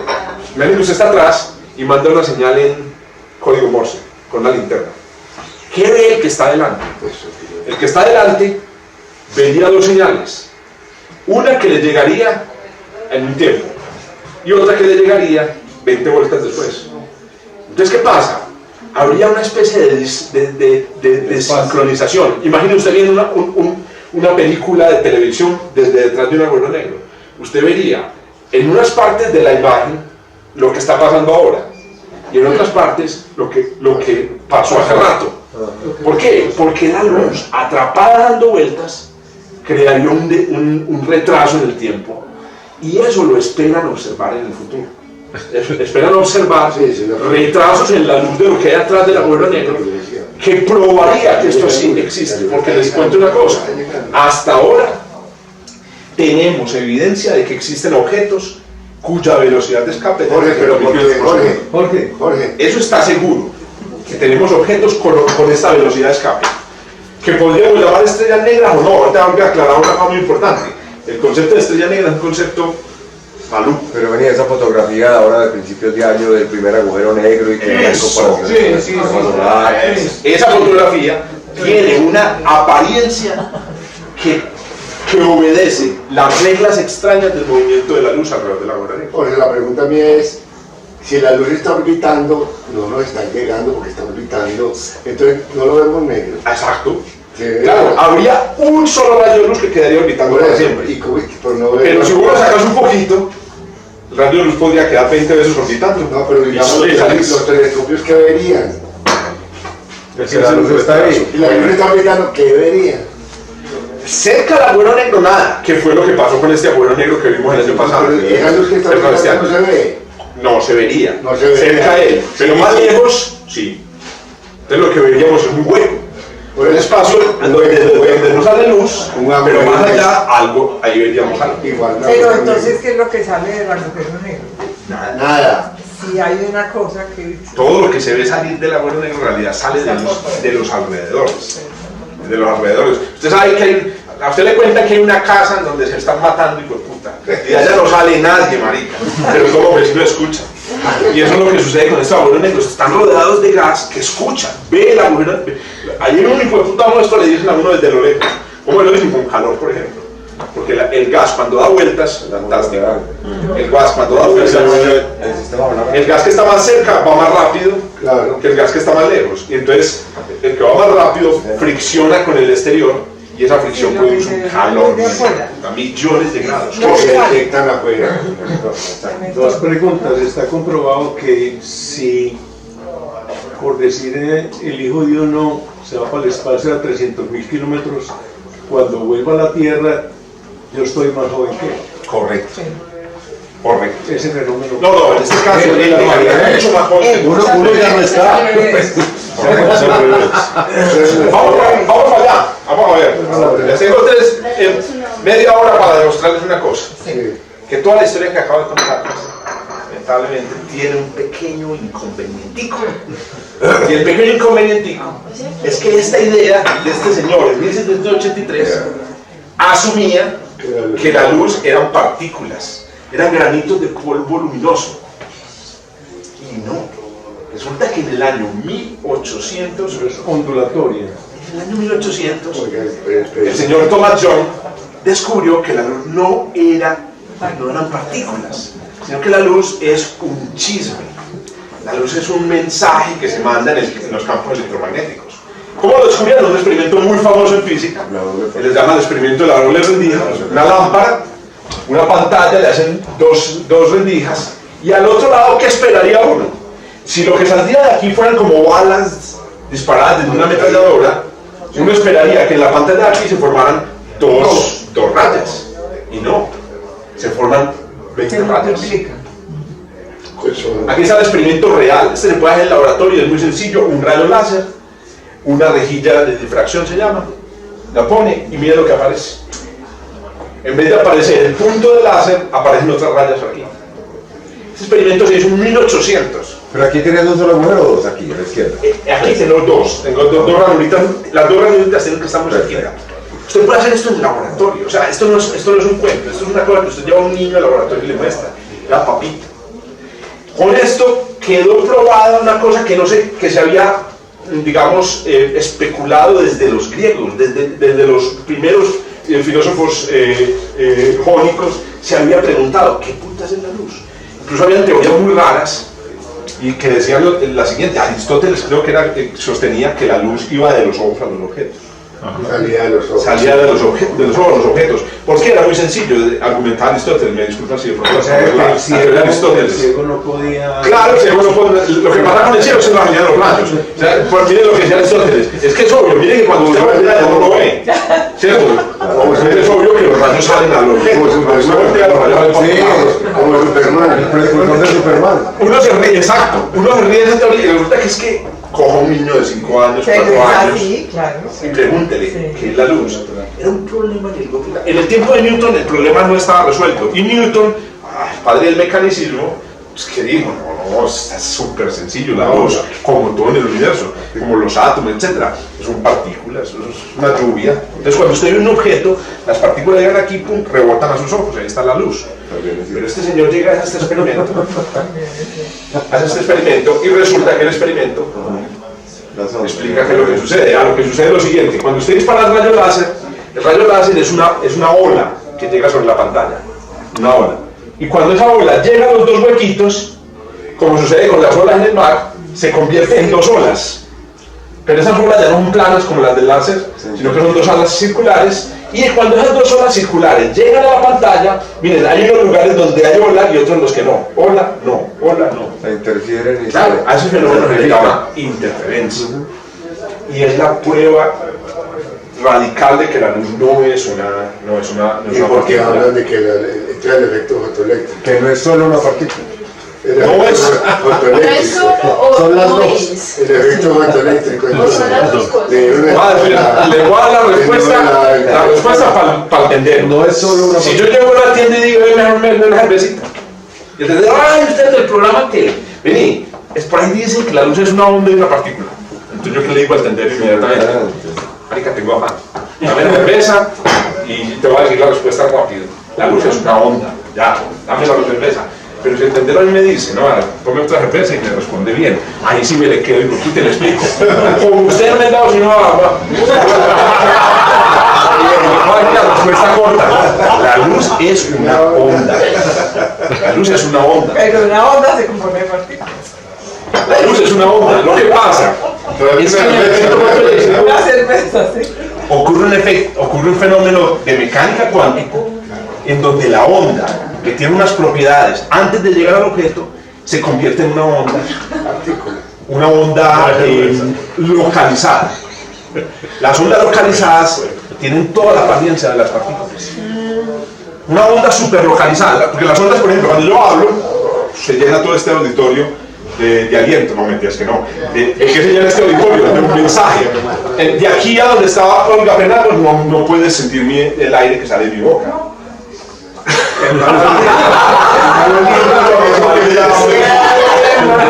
De aquí yo hablo hasta allá. ¿Y qué siente Olga Penagos?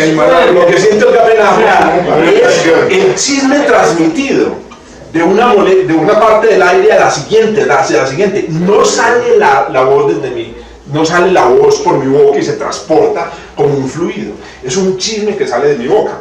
Ahora, esa onda es una onda esparcida, es una perturbación en el movimiento de las partículas.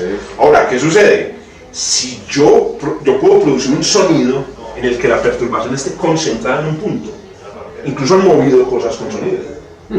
Haga de cuenta, usted llega con esto y se mueve. Y tumbando. Sí. Exacto. Una onda como esa se comporta como una partícula. O es una partícula, eso no. Feynman dice eso. Dos cervezas Este experimento, bien. Pero en las ciencias tenemos una regla. Y es, cuando el marihuanero es el que lo piensa, tiene que haber alguien concreto que lo demuestra. Y cuando hay un tipo concreto que lo demuestra, tiene que haber un marihuanero que se lo confirme. La regla ahí y este fue el marihuanero que probó que esto era cierto. El señor James Clerk Maxwell, un matemático brillantísimo, demostró que era cierto con matemáticas. Entonces en el momento, no es que no hay nadie que dude que la luz es una onda. Entonces miren lo que uno puede decir aplicando esa idea a un agujero negro, a una estrella negra.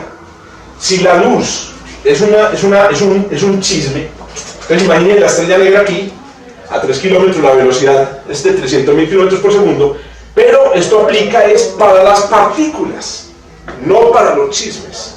Si usted pone un campo electromagnético por aquí, y aquí adentro de este límite, usted produce una perturbación, como es un chisme, sale.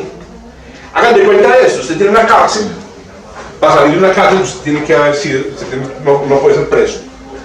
Pero es decir, para usted salir como el preso de la cárcel, tiene que cumplir un requisito, o sea, cumplir su condena. Pero los presos sacan información de la cárcel. Y aquí en Colombia es mucho más, ¿cierto? ¿Cuánta información sale de la cárcel? Un preso le dice al otro, ve esto, el otro le dice al otro, el otro le dice al otro. Cuando llegan a la ventana de la cárcel, sacan un papelito y desde afuera ven el chisme y el chisme llega afuera. No es celular. Extorsionan desde la cárcel. Desde el interior de una cárcel pueden salir mensajes sin que salga nada. Sí. Y entonces todo esto desbarata la imagen de las estrellas negras. Si la luz es una onda, no existen las estrellas negras. Se cayó completamente, huepucha, una cosa tan bonita, una cosa tan maravillosa se cayó. Y eso los dejan acorralados porque dicen, entonces que estos objetos no existen. Pero la velocidad, sí, no existe. El problema se resolvió, no. ¿En qué año estás más o menos? 1800. Muy bien. Después 1850 con Maxwell. El problema solo vino a revivir en 1915. 1915 con un señor enfermo de tuberculosis, que había participado había estado en el frente francés en la Segunda Guerra Mundial, Alemania. En la primera, gracias. Eso. En la Primera Guerra Mundial este señor había participado y este señor revivió la idea de la estrella negra. Muy bien, ¿cómo la revivió? La revivió a punta de relatividad. Correcto.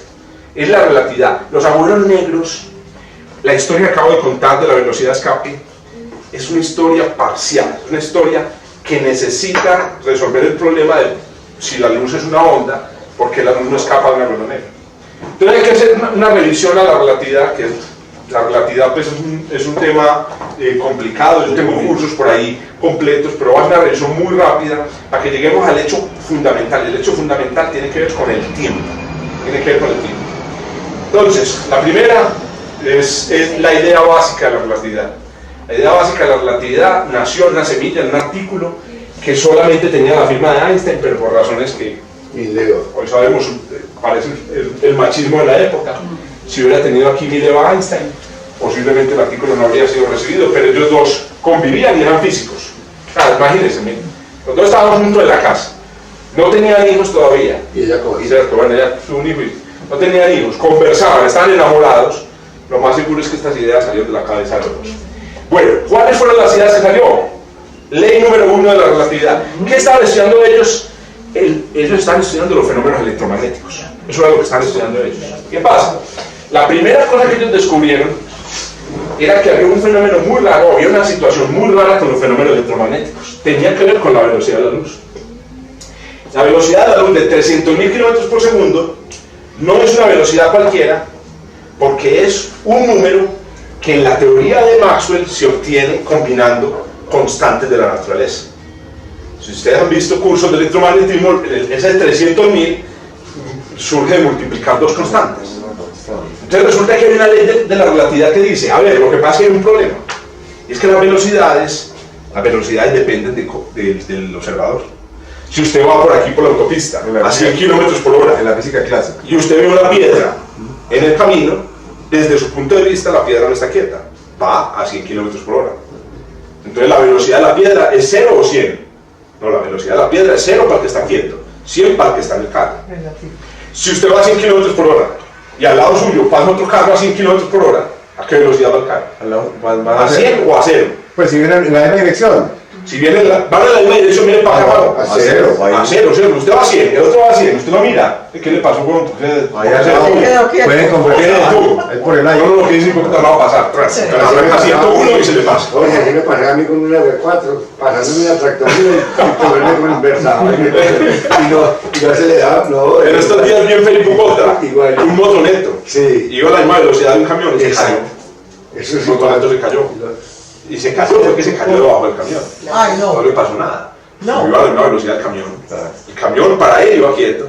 Él se cayó y derrapó y se salió debajo del camión. Uy, no. ¿Cierto? Sí. Y obviamente la fricción lo fue frenando, pero ya se había salido. Y no le pasó la llave. Pero era pura relatividad. Yo vi inmediatamente ese video, qué felicidad, lo vamos a ver en todos los No, y cursos. eso es el acoplamiento de las naves espaciales, van a 28.000 Exacto. y están una al El lado. transbordador espacial y la Estación Espacial Internacional. Ay, mira cómo es. El más caro, oye, el más caro es la caminata. Nosotros aquí. caminata Vamos a 30 kilómetros por Se segundo. sale la cola y flota al lado. Entonces hay un problema y es que las velocidades depende de que lo miren. Pero esta puta velocidad es un producto de números que son constantes. Entonces ellos establecieron en su teoría de relatividad la idea de que esta velocidad tenía que ser la misma. ¿Eso fue probado o es una hipótesis? Muy buena pregunta. Pero eso se deduce de Maxwell. Maxwell ya lo había dicho. No, eso O sea, es de las ecuaciones de Es una Maxwell. idea de Galileo de Albert. Esta es una idea de Pero sale de las ecuaciones de Maxwell. Pues. No sale, sino que ellos lo postulan. Es una hipótesis, exacto. Pero más que manera de construirla. Y montan. Yo la llamo una ley, porque la ley es la siguiente. Si usted va a 300.000 kilómetros por segundo y aquí al lado suyo hay un rayo de luz que va a 300.000 kilómetros por segundo, usted no lo ve quieto. Usted lo ve también a 300.000 kilómetros por segundo. Este es postulador. Y si vienen Otra, eso, si usted va a 300.000, si usted va en la autopista y va a 100, y se le aproxima otro a 100, desde su punto de vista viene a 200. Jorge, pero es un postulado, eso no se demuestra. Parte con eso. ¿Cuántas veces que van? En dos fondos de vejas hablamos de eso. No, lo que pasa es que. La próxima te traemos. Para mí esa es la pregunta clave, porque es que si uno acepta esto, la teoría de la relatividad es muy fácil de entender. Para dos observadores la velocidad es distinta, porque el tiempo es distinto. Miren esas dos caras. Sí, aceptando eso sí. De la cabeza de estas dos personas salió esa idea. Es una idea súper loca. Ahora, ¿cuál es el problema? El problema es que eso conduce a un corolario increíble. Y el corolario es este. Si la velocidad de la luz es siempre la misma, tiene que ser la máxima. ¿Cómo así? ¿Por qué tiene que ser la máxima? Porque ahora usted dice, voy a mandar un mensaje de 600.000 kilómetros por segundo a un amigo. A ver, entonces ¿qué hago? Muy sencillo.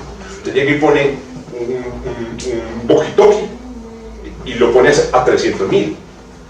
Y después el walkie-talkie manda la señal a 300.000. Y entonces como va a 300.000 más 300.000, ya son 600.000. Dice Einstein, no, ni puta mierda. Porque si usted va a 300.000 y lanza un rayo de luz a 300.000, respecto a la Tierra, siguen siendo 300.000. No se puede acelerar, no se puede. Nada. Usted no puede, a la luz no le puede ni bajar ni disminuir. Ni bajar ni disminuir. Es la máxima. Pero en la luz sí está comprobado. Ya han hecho ensayos y la luz en el universo completo. No, pues ya con la. Hace unos años descubrieron una partícula que iba a 301.000 y dijeron, puta, se acabó la relatividad. Cuando fueron a verificar, era un cable mal conectado en un aparato. Los italianos, no italianos, correcto. Bueno, entonces esto es súper importante para los agujeros negros. Y aquí es donde viene la idea de que si un agujero negro para escapar usted necesita 300.000, entonces no escapa ni la luz ni nada más. Si la relatividad no existiera y usted tuviera un agujero negro, la luz no puede escapar, pero yo tengo una cosa, yo tengo un aparato extraterrestre que viaja a 600.000 que sí puede escapar. No, es que si la velocidad de la luz es la máxima, no escapa ni la luz ni nada más. Eso conduce, lo vamos a ver, a una frase que se llama la paradoja de la información. Y es que, parecido a la frase que dice, todo lo que ocurre en Las Vegas Se quedan las reglas. Todo lo que ocurre en un agujero negro se queda en el agujero negro. Y es uno de los retos más grandes para saber qué pasa entre un agujero negro. Con este corolario. Ese entrelazamiento cuántico no contradice esa velocidad. Otra cerveza. No, ya Se emborrachó. ya vamos a reemborracho de aquí, güey. Segunda ley de la relatividad, esta es interesante. De la primera ley, ¿cuál es la primera ley? La primera. La velocidad de la Constante. y usted no la puede aumentar ni disminuir. Corolario, consecuencia de esa es La máxima. la máxima. La máxima. Y la segunda ley es la más rara de todas y es la que dice. ¿Eso qué quiere decir, Erika? Que su tamaño, su volumen y su edad no se pueden separar. Son dos propiedades suyas íntimamente relacionadas. Entonces, ¿cómo así? Yo no puedo ser más altico, por ejemplo, con los mismos 44 añitos. Es la cuarta dimensión. Exacto. Entonces lleva la idea, es una idea que a mí me gusta mucho, que es la idea de que en realidad somos objetos cuadridimensionales. Existimos en 4 dimensiones. Todos existimos en 4 dimensiones. No somos objetos solo tridimensionales, sino que somos cuadridimensionales. Y lo que estamos viendo aquí es un corte. Esto es un corte. Pero están diciendo que hay 11.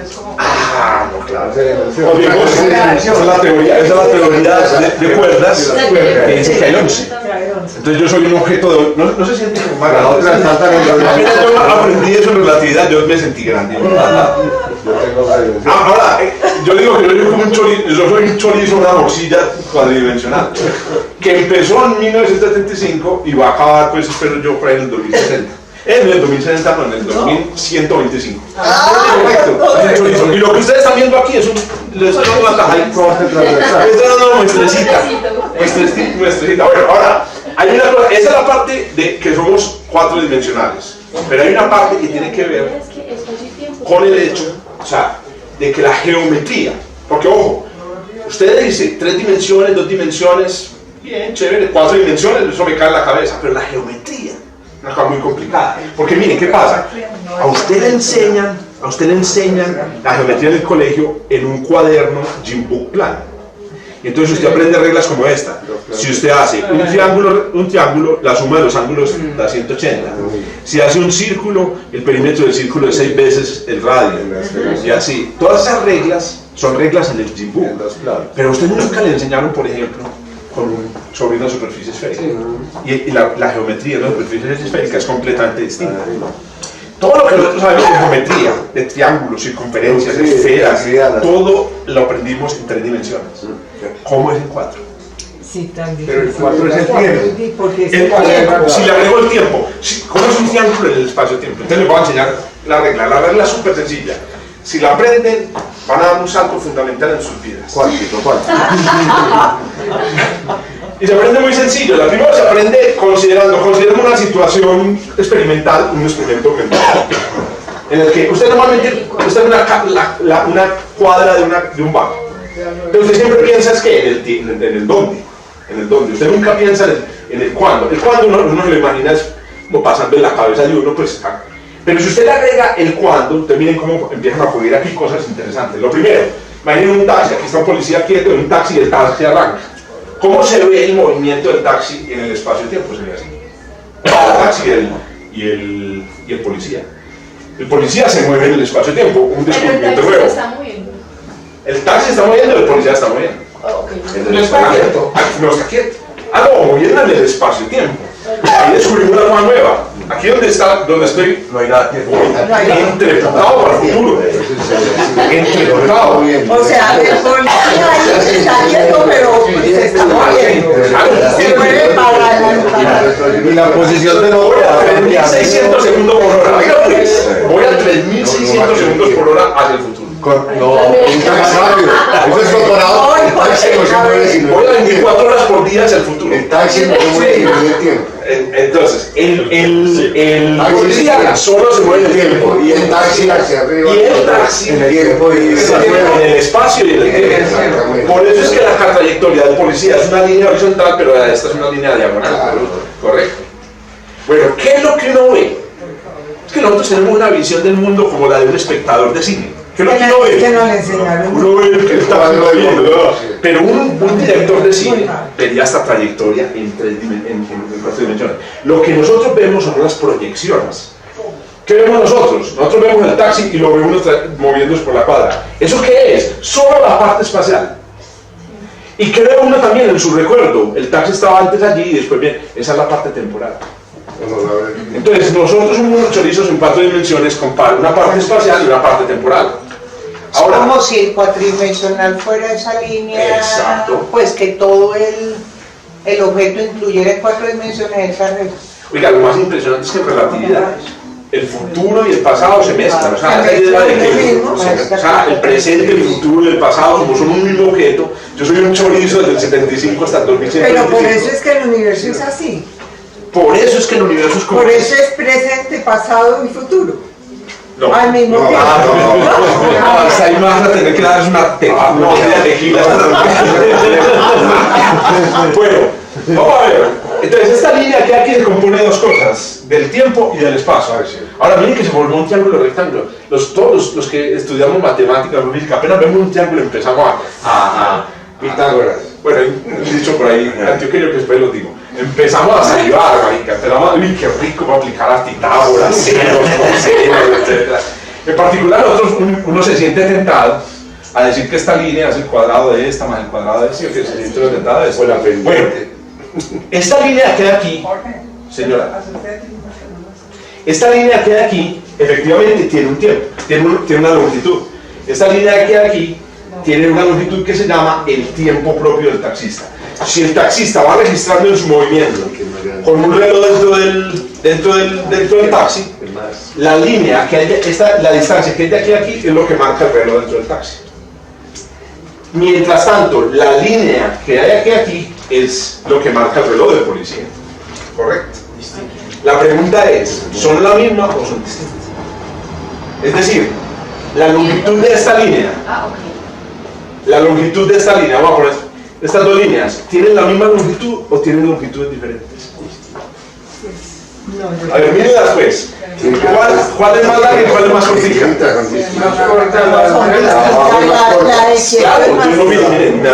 más corta y es más corta. Pero ¿cómo así? A ver, ¿qué me están diciendo? Debería ser la misma, ¿no? Estamos diciendo lo siguiente, el policía está quieto y ve el taxi avanzar una cuadra, terminan, y entonces uno le pregunta, oíste, ¿cuánto se demoró el taxi? Ah, pues 20 segundos. Va uno y llama al taxista, ¿cuánto te demoraste? 25. Y el taxista no debería responder lo mismo. En el tiempo de nosotros. O sea, cuando un taxista se mueve, Debería, pero no es así. Y esa fue la idea de Newton desde que nació hasta que murió y fue puta. Y era así, es que el más inteligente, puta, tan bruto. O sea, ¿cómo le ocurre si son distintas? Uno lo ve claramente como distintas. Y aquí viene la primera consecuencia súper dolorosa de la relatividad. Le dolió en el alma a todos los físicos. ¿Cómo así, weón? Usted que está el policía dice que se demoró 20 segundos. Y en el taxi dice que se demoró otra cosa. 25. Usted se monta en un bus. Y ahí es donde vienen los desvencimientos. Si usted monta en un bus y pasan 2 horas en el bus, se baja, porque no es lo que demora uno en un circular, uno se baja a las 2 horas, pregunta, ¿viste qué hora es? Y afuera pasó de tiempo distinto. El tiempo que pasó afuera y el tiempo son distintos. Son distintos, exacto. Ahora, el problema es cuál es más y cuál es menos. Y aquí viene la última parte de esta cosa, y es cuál de los dos es más o es menos. De abajo es más. Bueno, les cuento, pero no lo voy a argumentar porque ya se me cuesta. Les cuento que esta línea que hay aquí mide menos que esta línea que hay acá. Envejece, que hace movimiento. Este camino que hay acá es más largo que este camino que hay acá. Pero es que ahí lo estás poniendo distinto. ¿Cuál es el camino? Ah, perdón, yo creo que cuál es el camino más corto.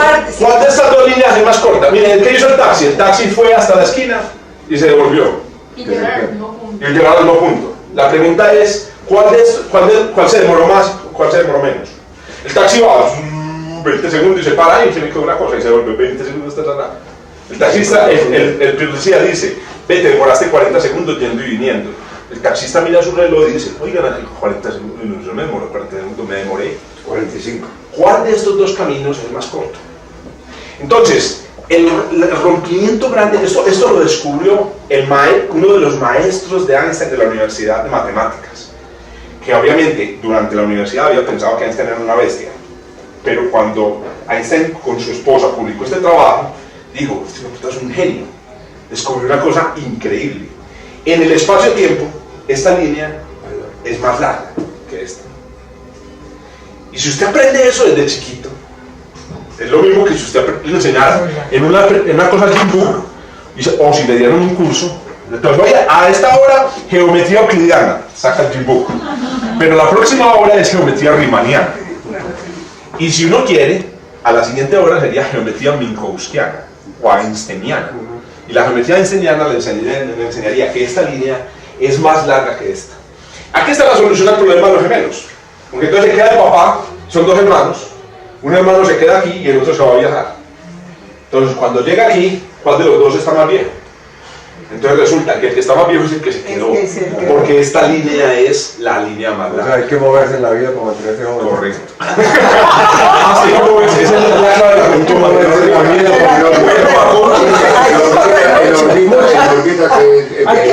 En órbita envejecen menos. El astronauta que se ha ahorrado más tiempo en la historia de la humanidad, creo que se ahorró como 0.1 milisegundos. Sí, eso es nada. Y en la altura también. Mientras más. Bueno, ahora, ¿y esto cómo lo aprende uno? No, muy sencillo. En relatividad, cuando usted ve una línea cortica, es larga. No, esa es la manera como aprenden los niños. Lo que pasa es que los adultos son muy preguntones. Ay, pero explícame, ¿cómo mierda? El examen es mañana, yo no le voy a explicar nada. Esta es una regla nueva, es un descubrimiento. Esto no tiene explicación, es un descubrimiento. Acuérdense, este descubrimiento viene originalmente de la idea de que la luz es constante. Es increíble, se conecta. Bueno, pero miren la manera. Pero tienes que, o sea, eso lo estás poniendo si se van a encontrar en el mismo lugar. Exacto. Porque si no es en el mismo lugar, la perpendicular es mucho más grande. Oiga, yo me hice una regla. Hasta que no se junte. Yo dije, bueno, vamos a enseñar eso a los niños algún día porque llegan adultos como ustedes, ¿cierto? Que llegan a mirarme a mí aquí y decirme, es que, pero espérate, bájame la despacio. Yo he visto niños que lleguen ya a la adultez con esto resuelto. Entonces dije, la mejor manera es hacerles una regla. Eso, es hacerle, no, es desde chiquitos que la regla la pongan en el espacio-tiempo y les dé. Entonces me hice una regla y la mandé a patentar. Que yo dije, las pelotas de puta regla se está vendiendo en el éxito dentro de 55 años. A ver, ¿cómo es la regla? Me respondieron. Me respondieron de la oficina de patentes de Colombia y me dijeron, no le patentamos. Está loco. No, pero les digo, la universidad se ha gastado para 8 millones de dólares en eso. ¿Sí? Claro, abogados, todo. Y estamos todavía apelando, claro. Es una regla. Es que no han entendido. Les explicamos, se llama regla de Minkowski. No me entienden. No, usted lo que está haciendo es un mal procedimiento. No, es un objeto. Es más, nos mandaron a construir el objeto, lo mandamos. Lo va a regalar, pero no me puedo robar el teatro. Entonces, construimos una regla. Correcto. Ahora, miren cómo se traduce esa regla y cómo llegamos a los acuerdos negros rápidamente. Exacto. Entonces, una manera de traducir físicamente esta regla es esta. Si usted tiene dos observadores que arrancan del mismo punto y vuelven al mismo punto, el observador que recorre el camino más largo es el perezoso. Bueno para coaching. Si usted es perezoso, va a envejecer mucho. Si usted es perezoso, envejece mucho. El otro recorre un camino más corto. Correcto. O lo que eso significa también es el camino del observador que hace esfuerzo es un camino con un tiempo como frenado. En relatividad utilizan un nombre que a mí no me gusta, se llama dilatación del tiempo. Pero es que para mí la dilatación del tiempo es que algo se agranda, en realidad se acorta. Sí. Si una persona se monta en un bus, acorta su vida. O sea, no envejece tan rápido. Oye, mientras más el perezoso envejece rápido. El que se mueve, el que hace igual puta, envejece despacio. Y mientras más rápido vaya, mucho más despacio. Claro, ya de ahí sigue un curso de relatividad en donde usted le calcula. Oiga, todo esto ha sido medido en laboratorio. O sea, Jorge, disculpame. Con partículas elementales y todo, sí medido. Disculpame. Es como si una nave, digamos una persona en la Tierra, salen dos naves simultáneamente. Exacto. Una viaja a 80.000 kilómetros por hora y otra viaja a 250.000 kilómetros por segundo. Exacto. En el tiempo de la Tierra, en 10 años, llegan las dos naves. Sí, señor. En cada nave, digamos que estos eran trillizos, pues, o trigemeros. Exacto. Tiempos distintos. Exacto, o sea, ya vas, el tiempo de cada uno fue absolutamente distinto. O sea, el más joven es el que viajó casi a la velocidad de la luz, el otro es el más... ¿Y saben por qué? Por la inclinación. Y aunque hoy entre más bajita sea la inclinación, más parecido es el tiempo entre ellos. Entonces, y ustedes saben que la inclinación depende de la velocidad. Si va entreputado, con la pega aquí. Entonces, ¿qué sucede? Es la razón por la que los que viajan más rápido envejecen aún más despacio. Porque los relojes en órbita ya hicieron, en los años 60 montaron un reloj atómico en un avión, dejaron un reloj atómico en un gemelo, montaron el avión, cuando volvió lo compararon, claro, el reloj del avión era más jovencito. Claro, ¿por cuánto? 35 microsegundos. Y el par de hermanos gemelos. Muy chiquita. Hace 2 años. Uno se fue un año para la estación y otro quedó. Sí.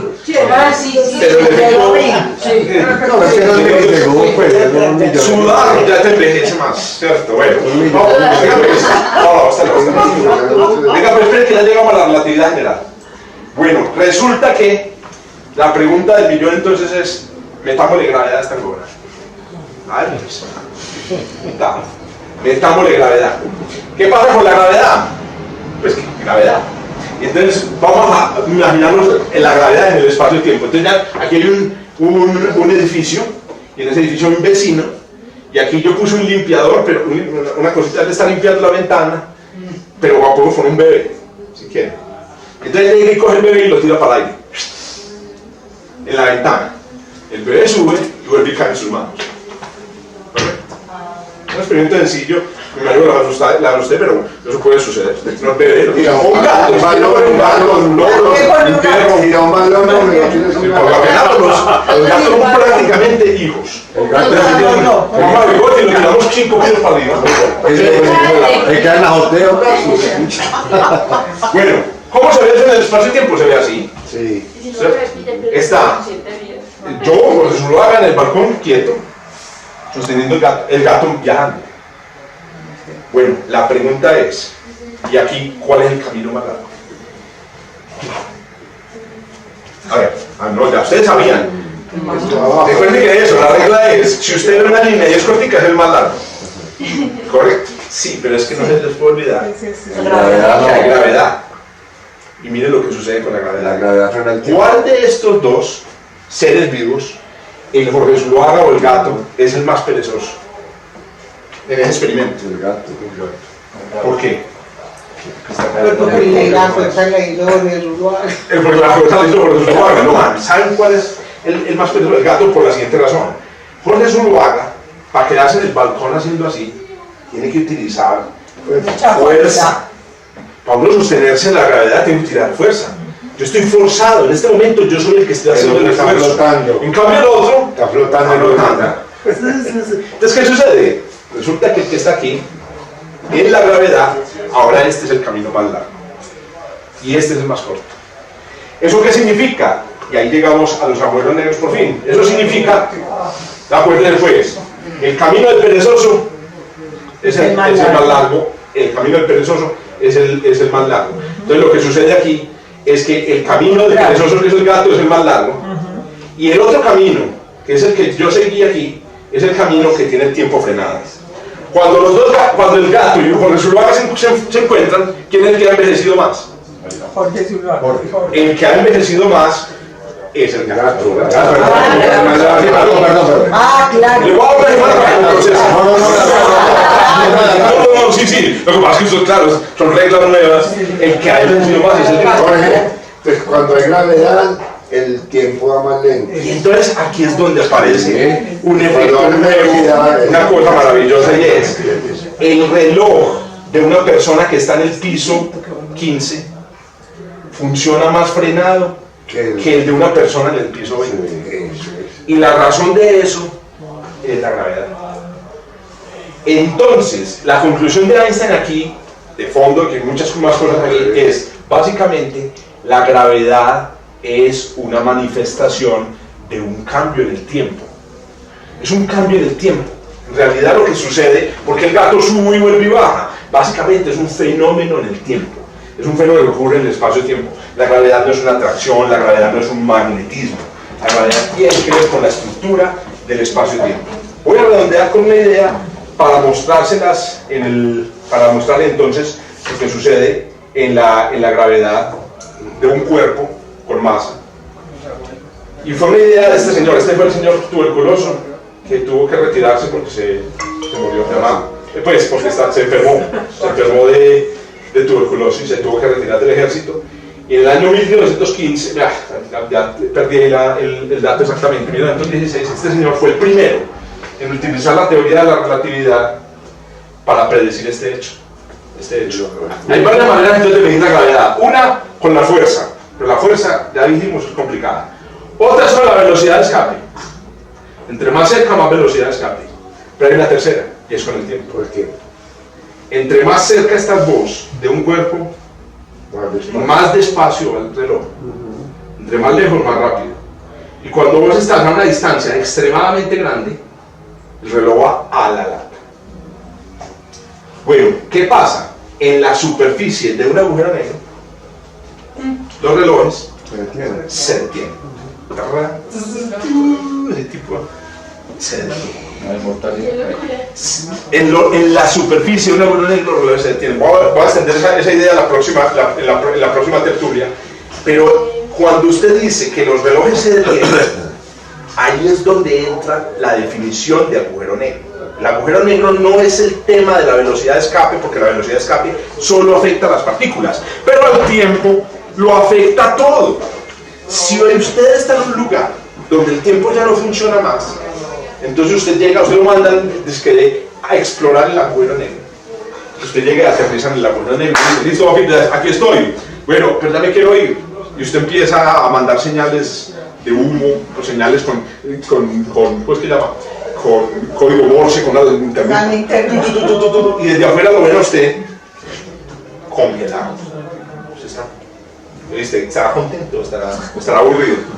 Y lo ven a usted congelado. ¿Cuál es el resultado? El resultado es que básicamente no va a pasar nada con usted. Usted se va a quedar ahí. Empezando por otra cosa. Apenas usted prende la linternita en la superficie del agujero negro, como el tiempo no pasa, la luz nunca sale de la linterna.